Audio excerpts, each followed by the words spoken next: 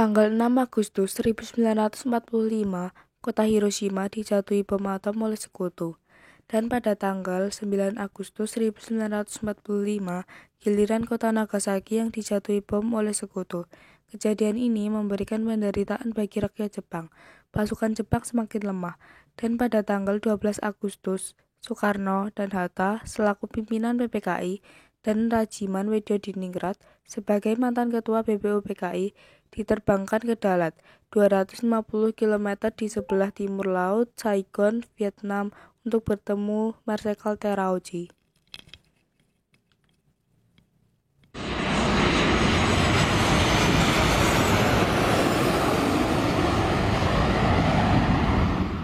Silakan duduk Saudara Soekarno, kata Rajiman.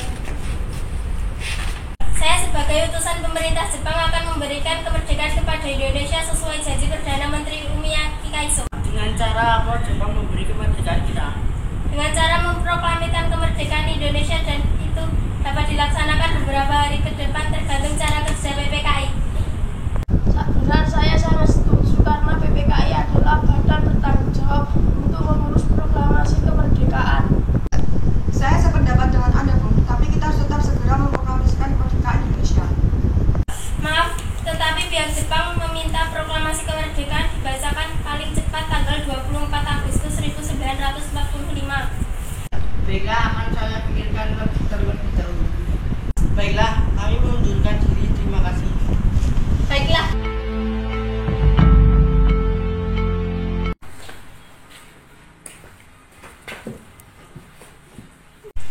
Bagaimana hasil rapatnya tadi, Pak? Jepang menjanjikan kemerdekaan kepada kita. Lalu, apa yang harus saya bantu, Pak? Jadikan kain ini menjadi sebuah bendera. Baik, Pak. Berita tentang kekalahan tersebut sangat dirahasiakan oleh Jepang. Bahkan, semua stasiun radio disegel oleh Jepang. Tetapi, tokoh golongan muda, yakni Sultan Syahrir, Wigana, Darwis, dan Khairul Saleh mendengar kabar ini melalui radio BBC. Kawan-kawan Jepang telah menyerah kepada sekutu. Berarti di Indonesia telah terjadi kekosongan. Karena itu kita harus mendesak golongan tua, terutama Bung Karno, untuk segera Kenapa kau berpendapat demikian? karena PPKI adalah badan pembentukan Jepang. Kita tidak ingin Jepang untuk memproklamasikan kemerdekaan Indonesia. Tapi permasalahannya, apakah Bung Karno setuju? Beliau kan ketua PPKI. Kalau begitu, setelah Bung Karno pulang dari Dalat, kita tunggu saja beliau.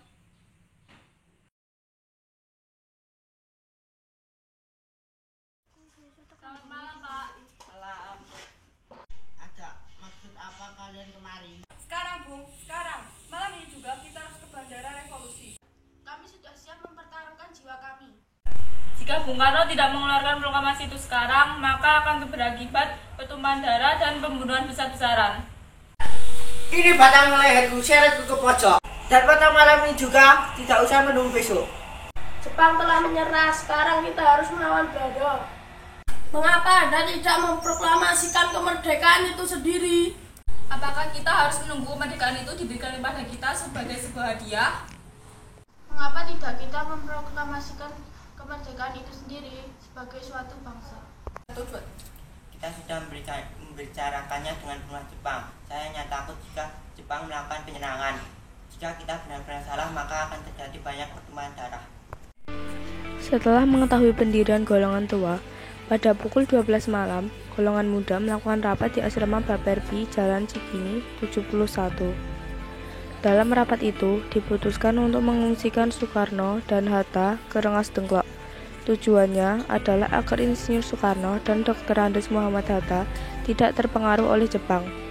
Di sini, mereka kembali meyakinkan Soekarno bahwa Jepang telah menyerah dan proklamasi kemerdekaan segera dibacakan tanpa pengaruh Jepang.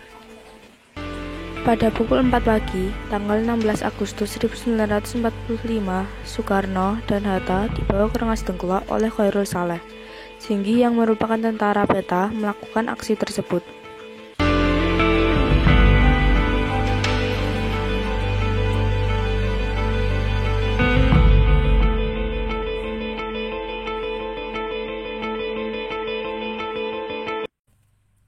Anda bersikukuh kalau proklamasi disusun oleh PPKI, Bung?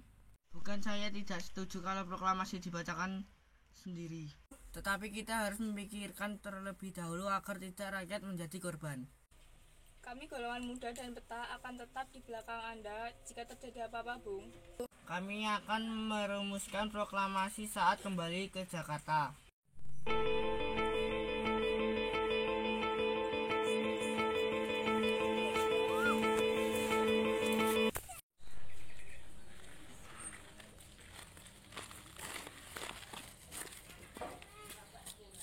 Revolusi sudah berada di tangan kami dan kami memerintah Bung Karno. Jika bukan malam hari ini untuk merevolusikan, lalu apa? Peperangan revolusi itu tepat di Jakarta. Saya sudah mencernakan tanggal 17. Mengapa tanggal 17? Mengapa tidak sekarang saja atau tanggal 16? Saya tidak dapat menerangkan dengan pertimbangan akal. Mengapa tanggal 17 lebih memberi harapan kepadaku? Akan tetapi merasakan di dalam kabulku bahwa itu adalah saat yang baik. Angka 17 adalah angka suci. Ini adalah saat yang suci. Tanggal 17 besok hari Jumat. Hari Jumat itu hari Legi. Jumat yang berbahagia, Jumat yang suci. Al-Quran diturunkan tanggal 17. Sekarang kita berada di bulan Ramadan. Orang Islam sholat 17 rakaat. Tanggal 17 bukan buatan manusia. Sesampainya di Jakarta, Soekarno, Hatta bersama Laksamana Maeda menemui Maja Nishimura untuk berunding. Tetapi Nishimura tidak mengizinkan proklamasi kemerdekaan. Kemudian, mereka menuju rumah Laksamana Tadashi Maeda di Jalan Imam Bonjol nomor 1. silahkan pakai saja rumahku. Keamanan akan saya jaga. Terima kasih, ruang mana yang kami bisa gunakan? Ruang makan dan di serambi depan. Tingkas.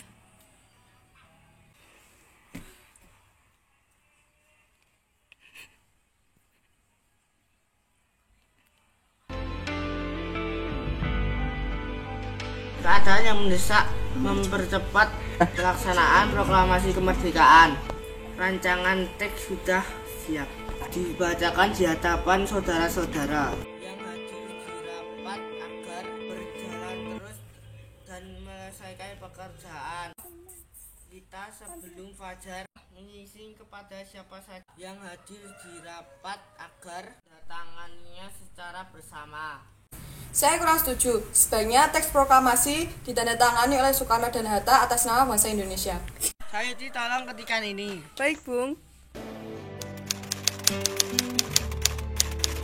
Ini, Bung. Terima kasih. Sama-sama.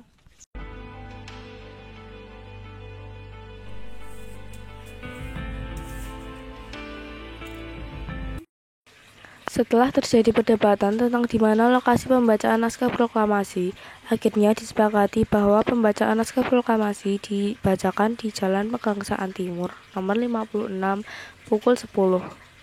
Para undangan dan warga Jakarta pun berbondong-bondong menuju kediaman Bung Karno tersebut. Saudara sekalian, saya telah meminta saudara hadir di sini untuk menyaksikan suatu peristiwa maha penting dalam sejarah kita. Berpuluh-puluh tahun kita bangsa Indonesia telah berjuang untuk kemerdekaan tanah air kita. Gelombangnya aksi kita untuk mencapai kemerdekaan itu naiknya ada turunnya. Tetapi jiwa kita tetap mengarah pada cita-cita juga di zaman Jepang. Usaha kita untuk mencapai kemerdekaan nasional tidak berhenti. Di dalam zaman Jepang ini tempatnya saja jika menyadarkan dari kepada mereka, tetapi pada akhirnya tetap kita menyusun naga kita sendiri, tetap kita percaya pada kekuatan kita sendiri. Sekarang tibalah saatnya kita benar-benar mengambil nasib bangsa dan nasib tanah air kita dalam hak kita sendiri. Saudara-saudara, dengan ini kami menyatakan bulan teks kami dengan hormat proklamasi kami. Kami, bangsa Indonesia, dengan ini menyatakan kemerdekaan Indonesia. hal-hal yang mengenai pemindahan kekuasaan dan lain-lain diselenggarakan dengan cara saksama dan dalam tempo yang sesingkat-singkatnya. Jakarta, 17 Agustus 1945, atas nama bangsa Indonesia, Soekarno Hatta. Merdeka, merdeka, Merdeka! Merdeka!